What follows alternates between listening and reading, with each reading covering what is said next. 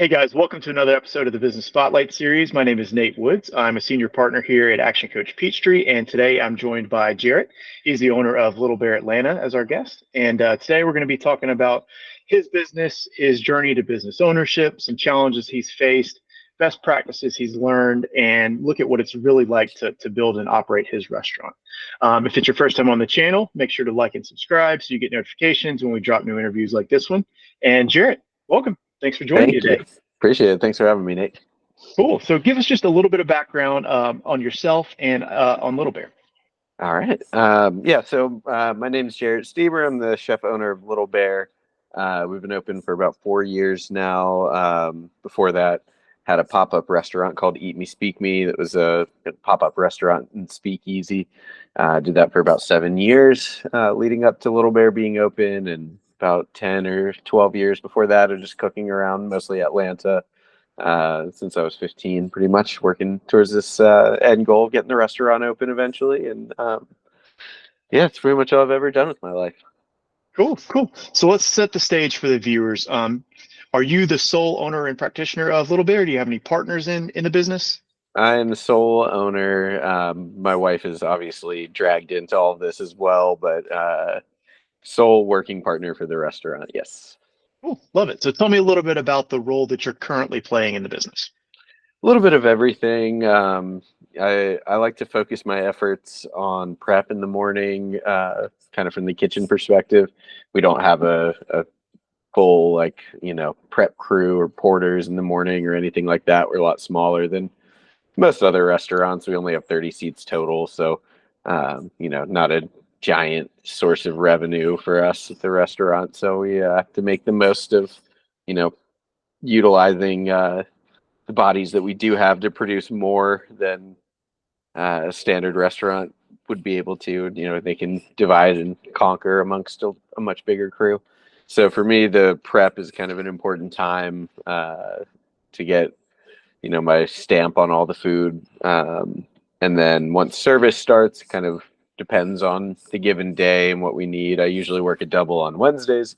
So I'll stay and work the expo station through volume on Wednesday nights most week just to balance out the schedule and make sure my sous chefs have Wednesdays off so they can work Thursday through Sunday. We have the full-time crew all just works 4 days a week.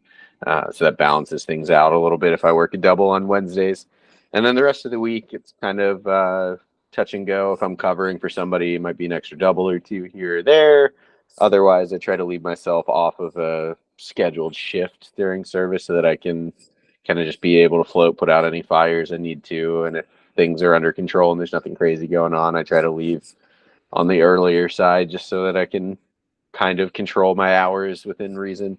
So kind of like rough day is 8 a.m. to noon when the sous chefs come in. I'm by myself most days getting to the prep. They come in at noon, my two sous chefs, and do a little bit of prep with me as well. The rest of the staff starts to show up around 3, so we'll have one or two line cooks for the day, depending on what the schedule is, come in at 3. And then the front of house staff arrives around then too. So that's usually when I kind of transition a little more away from the kitchen and into some front of house stuff. So I'll help with whatever dining room setup I can help with, checking the reservations, looking for allergies and whatever, figuring out if there's anything we need to modify on the menu for certain guests, correspondence stuff, catching back up on emails for the day, editing menus and printing them with changes, all that kind of stuff. And then throughout the rest of the week, even on the days that are quote unquote off, like any of them could ever be, there's constant ordering stuff. So I do all the kitchen ordering for produce still. One of my sous chefs does meat orders. The other one does some dry goods and pantry items, chocolate orders, grains, legumes that we get from this one farm, a few things. So we kind of divide that stuff up. I do the wine orders and then, run the payroll, do the accounting, all social media management. So a little bit of everything, a lot of dishwashing. Absolutely, absolutely. I'm always amazed when I talk to people out in the community, like if they've never worked in a restaurant before, they think, oh yeah, just open hours, 5 to 10, Yeah. whatever hours you're open. That's all you got to do. But Yeah, there's exactly. so much more that goes into it. Yeah, totally. I think it's kind of funny too that that seems to be the case. Like, oh, you open at 5, you can go in what, like 3 o'clock, 4:30, something.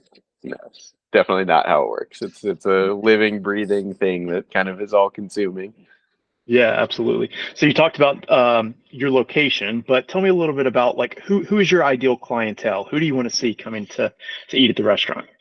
Yeah, I mean, we want to see everybody, of course. I would say our sweet spot tends to be like young professionals to like young family kind of range, maybe, late 20s to late 30s, adventurous diners, largely in town, but some from, the suburbs and whatever. That seems to be kind of the main type of person that's coming in and looking for our food. But we also have, GSU students come by sometimes because we're right by the stadium. You know, older people, everything in between. We get a lot of people from out of town too, just because I think, being on random lists from Eater to the Michelin Guide and everything in between, there's kind of like a pretty wide range of online resources that people can check and see where they want to eat in Atlanta. It kind of steers people in towards places like Little Bear. And we're close to the airport, which helps being, just a few exits up 75 from the airport. It seems to also help bring people in. We even have folks come by who are like on long layovers who are like, oh yeah, we read about it. We saw it was close to the airport, came in at dinner. We're going back after dinner, that kind of thing. So, That's um, awesome. yeah, it's cool. But, we just want to be the sort of place that, even though we're sort of like upscale for lack of a better term, and that we're, using nice quality ingredients and techniques and trying to push the limits with our flavor profiles and be creative and unique in a lot of ways.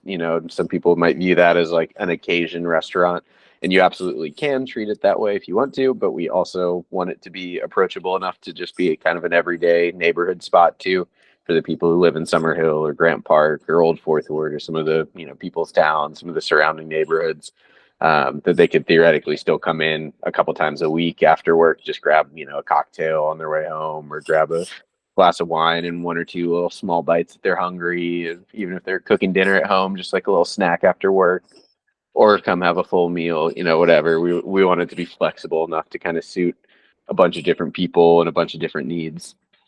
Yeah, absolutely. So that obviously makes you guys stand out a little bit from your competition. But what would you say is one thing that you wish more people in the community knew about your business? I think the affordability and casualness of the restaurant, people who get it understand it. Our regulars definitely know it, but I think there's still a large group of people that think like, oh, this is a nice restaurant. They've had various accolades, they had like Michelin attention, they had whatever. It's hard to get into, that kind of stuff with reservations. Like, must be really nice and fancy. It's not really. The stuff that we serve is kind of fancy, but that's not really our, like, it's not served in a fancy way, and it's definitely not as expensive as a lot of our peers and contemporaries that are kind of in the same stylistic ballpark as us. So that's something that I think it's sort of like misunderstood about us. And then I think the other thing that people are very worried about is making sure they have a reservation, which sure it helps, especially if you're, in the 3 to 4 to 5 person range for your group. It's kind of harder to sit at the bar with 4 or 5 people. I personally don't mind, but a lot of people don't enjoy doing that as much. So maybe, making sure you have a reservation for a little bigger group is kind of recommended.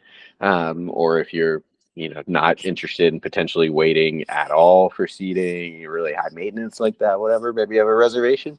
But we do have bar seating that's available for walk-ins every night. And we have this little front window nook that has 2 seats that are available for walk-ins. When the weather's nicer, we have 2 outside tables that are on the sidewalk in front of the restaurant that we use for walk-ins. So I think a lot of people will look and not see a reservation they want online and be like, oh, I guess I can't go. It's all booked up. But you can absolutely still come in. And it's rare that we're on that long of a wait. It's unpredictable, but there are some nights where, yeah, everybody shows up for whatever reason for walk-in seats, usually around the same time between like 7 and 7:30. And then we have, 2 or 3 groups can sit down at the bar, and then it gets on a wait, and we have to wait for those people to get up. So the wait might be an hour or an hour and 15 minutes or something like that, because people just sat down. But if you come before the window of, kind of prime dinner time or just a little bit after, it's usually pretty easy to just walk in and grab some seats, or you can put your name on the wait list, walk across the street to Halfway Crooks, the brewery, and have a beer. Or Southern National is another great restaurant across the street from us that has, a really good cocktail program. Go have a drink. We can call you over when seats open up.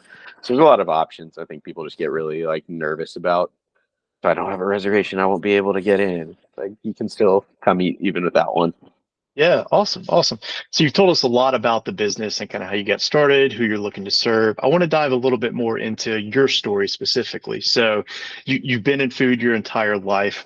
What sparked that initial interest to go into the food industry? Yeah, I was in high school, playing music and just figuring out my path in life, and I started watching Emerald live on TV because he had this like band that would play in and out of the commercial breaks, and he had this crazy energy and the charisma. And I think at that time Food Network was starting to kind of come out, be a little more like prevalent with constant cooking shows throughout the day. So I just started watching Emerald Live and then a few other shows. And then I read Kitchen Confidential by Anthony Bourdain. And that book really got me interested in, what restaurants are really like. When I was 15, I went to Alon's in Morningside. My dad and I had a tradition of going there every Saturday for breakfast.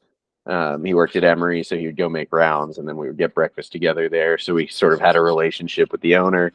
And I just asked him, is it okay if I come in and just follow your chef around for a day and just kind of see what things are like? And, it wasn't like a full service restaurant per se. They do more like bakery things on one side, and then the other side is like prepared kind of grab and go food, but, it's still a commercial prep space. So I just wanted to see a little bit of, what it was like. So I went in, and then the chef was like, "Are you coming back tomorrow?" And I was like, "Well, sure." So I went back the next day, and he's like, "Oh, you coming back next weekend?" I was like, "Sure." And they just kind of started putting me on schedule, and I just worked, kind of throughout that summer. And then the end of the summer, Alon was like, "Do you want to just work weekends? Obviously you're in school, but you do Saturday and Sundays, or even like Friday evenings after work if you're interested." It's like, "Yeah, sure." So just started working every weekend pretty much my whole junior year of high school, and kind of never really looked back. I did a little bit of staging or a few places my senior year. I didn't work full time anywhere, just focusing on college applications and whatever. So I just did a couple stages at a place called Joel that's now closed. It's the local 3 space now. But it was like a real fancy French restaurant when it first opened. So I did a little stage there, and I worked at Five Seasons Brewery and Gastropub when it first opened, and a few other things like that. And then after high school, went to orientation weekend at UNC Asheville, realized that I wouldn't do anything I got a degree in for the rest of my life. So I called my parents and told them I didn't want to waste my time or their money, and wanted to come back home and just keep playing music and cooking. And they were like, "That's fine, but if you're going to do that, at least get some sort of a degree." So I went to culinary school at Cordon Bleu and Tucker and got a degree, working full time in restaurants while I did it. And graduated at the end, did an internship at Restaurant Eugene, and then immediately got transferred over to Holman and Finch when they opened that restaurant, and needed some extra help with staff. Basically sent all the young, crappy cooks over to Holman and Finch as cheap labor, and worked there for a while, about a year and a half, and learned a lot from this guy, Ryan Smith, who was doing charcuterie work for them. Which I had never really been exposed to before. So I learned a lot about butchery and charcuterie stuff. And then he became the chef de cuisine of both restaurants. He was so busy, it was hard to actually get time working with him anymore. So I quit after about a year and a half, and realizing there wasn't much upward trajectory left for me at that place. And went and worked at Abattoir, which also is now closed, but was another great, like, kind of whole animal butchery restaurant for a while. That's in the space that's now Marcel on the West End, or West Side, sorry, not West End. Worked there for about a year, and then same thing. I was looking for a kind of change of pace, a different place to work. And Ryan Smith, who had worked for at Holman Finch, had just taken over Empire State South. And I went up to him and asked if I could do basically what he did when I first met him at Holman and Finch, doing butchery and charcuterie work for them at Empire State South. And he was like, "Yeah, sure." why not? Let's do it. So I started doing that, learning a little bit more about it. By the end of my tenure there, was doing not only the butchery and charcuterie work, but just a little bit of everything, whatever was needed prep wise throughout the day. Did that for about 2.5 years, and then kind of fell into running a pop up, which I never really set out to do. But I was helping some buddies who had a coffee shop. They were looking for a new location, and while they searched for a new space, they started doing a coffee pop up. Asked if I'd cook some food with them while they were doing their coffee thing.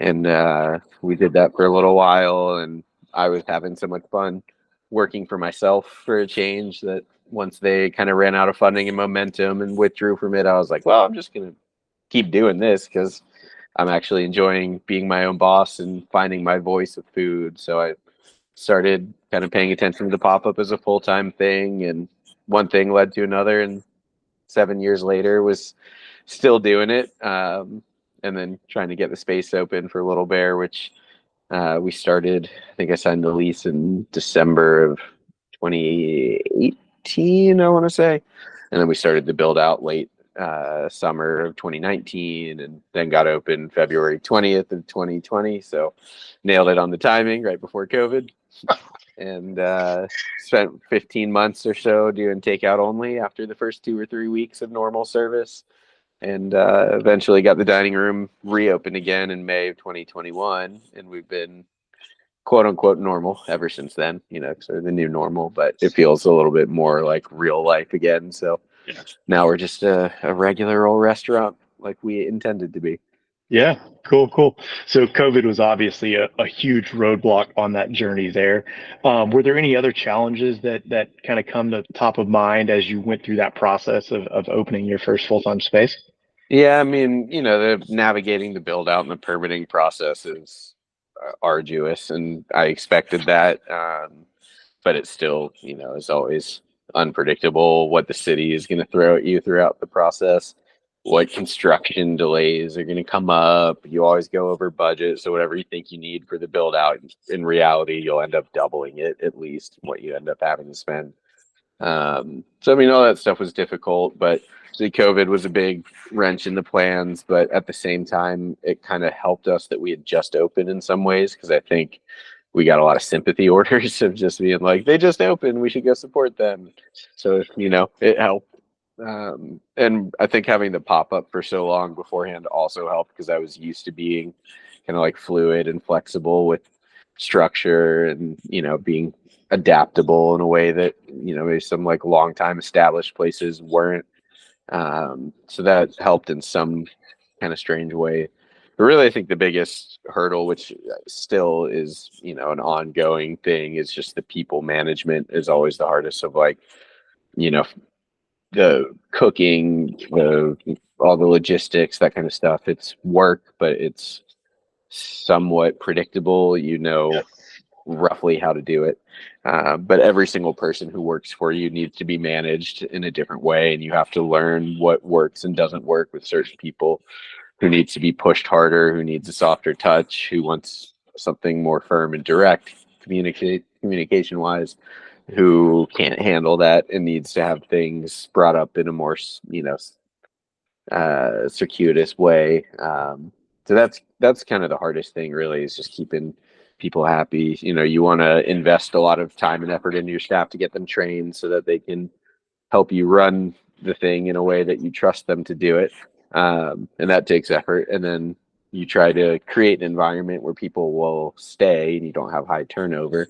And that's hard. But once you do succeed with doing that, then you have to try to battle complacency when you've had people who've been around for 2-3 years or something in the same restaurant. It's very easy to kind of fall into a mentality of like, I know what I'm doing. I've been doing this for forever. And it's like, yes, but you still need to like double check the checklist every day for the closing and actually read what's on them and make sure you're doing it. You're not just on autopilot, or because you've served 10,000 guests at this restaurant over the course of the last 3 or 4 years and can't really see the difference between any of them after a while.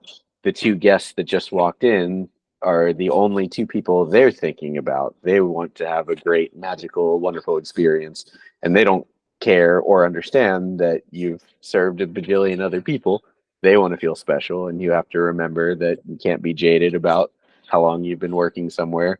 Everybody that walks in the door needs to have that same experience level, and so those things of keeping people motivated and encouraged to continue growing and learning and pushing every day is probably the hardest part, I think, of running the restaurant. Yeah, for sure, for sure. How would you describe your leadership style and like trying to develop that team and keep them motivated? I would say it's fairly laissez-faire. I try to not over manage people. Like, we don't have a ton of corporate structure in place. There's not a, this is how we do everything. There's no uniforms. There's, just things that other restaurants put in place. Like, this is exactly how you have to do everything. I try to not do as much of and lead a little more by example. My work ethic and my attention to detail and things like that. I'm like, I would try to steer people into working the way that I do as best as possible by showing them how I want things done or would do them myself. But once service is up and running, I'm not going to tell the tables or the guests, the server how to treat their tables or their guests. Like, your spiel is whatever you feel comfortable with. I just want them to have the information they need to understand how to order. I want them to be taken care of, but I trust you as a pro to get the job done. And as long as you take care of what needs to be done, we're good. And if not, then we'll talk about it and figure out what needs to change. But I try to hire people who will have a good work ethic naturally and will get along with the team, because those are things that you can't really teach people. I can teach them how I want to make mayonnaise versus how the last place they worked did it, or I can teach them, how we set the table. We put the napkins at the width of the back of the chair. Think of that as the, permutations or the parameters of where the napkins go. So one goes on this side and one goes on the opposite side of the table within the width of the chair, and then we put the silverware on the napkin, and we put the water glass at the top right corner of the napkin. Those are easy things to teach people, but how to naturally have a strong work ethic, or that's something that you do or don't have. So I try to hire based off of if somebody's going to be a good fit, because I know that I can't change who they are as a person. I can only give them small guidance on how we like certain details uh, at the restaurant. But other than that, it's mostly about trying to find people who want to grow and learn and be good employees, and giving them the space to manage themselves to a large extent, and to kind of take whatever they want from the experience of working at the restaurant. If they are a kitchen person, they want to try to workshop a dish and put it on the menu, they have free reign to do so. As long as it tastes good, it goes on the menu. If they don't want to do that, that's also okay. If they just want to come in and execute what we need them to, and that keeps them motivated and they do a good job with it, that's also fine. I just want people to uh, grasp what they want. So if you want to grow in the restaurant, you have to show it to me. I'm not going to tell you what you need to do to continue to climb the ladder. I want you to go out and start climbing it on your own and show me that that's what you want, and then I will allow it to continue to happen. And then with the front of house, kind of the same thing of, we don't have an out and out general manager. We have a bar manager, and then I do, various administrative and managerial duties. But during service, it's kind of like, you're in charge of your section, you're in charge of your tables, you're in charge of putting out fires if anything comes up. Like, that's kind of all on you guys, because you're all, pedigreed people who've worked in this industry for a while, and you have all the tools you need to be successful. So just go out and do it and make the restaurant good, and we'll, just kind of rinse and repeat every day and see how we can make the restaurant the best it can be. Yeah, absolutely. So, starting to wrap up here, just a couple rapid fire questions. So, just like quick top of head answer for each. Number one, what is the key to success for you? Personality. I think Awesome. we're a small space, so gotta be personality driven. Cool. Next, what would be your one piece of advice for a new business owner or new restaurateur? Trust your gut. Cool. Love it. Um, and then, is there a book or podcast, something that you've read or listened to recently that you would highly recommend? Yeah, the book. I mean, I still love Kitchen Confidential by Anthony Bourdain. Got me in this whole industry. Book that comes to mind. Let me look up the name of it really quickly, because I totally forgot what the actual book is called. There's a book from the general manager of our general manager, front of house partner for 11 Madison Park in New York, that I thought was really, really great about service. I cannot remember the name of the chapter. I think I have it right behind me. Hold on one second. Yeah, sure.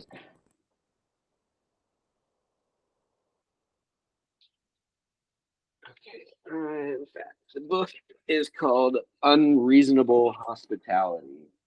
Awesome. Yeah, Unreasonable Hospitality by Will. I think his last name is pronounced Guidara. I'm not totally sure about it. This is the book. Cool. I love it. Love it. Yeah, Unreasonable Hospitality. Nice. Really great. Yeah.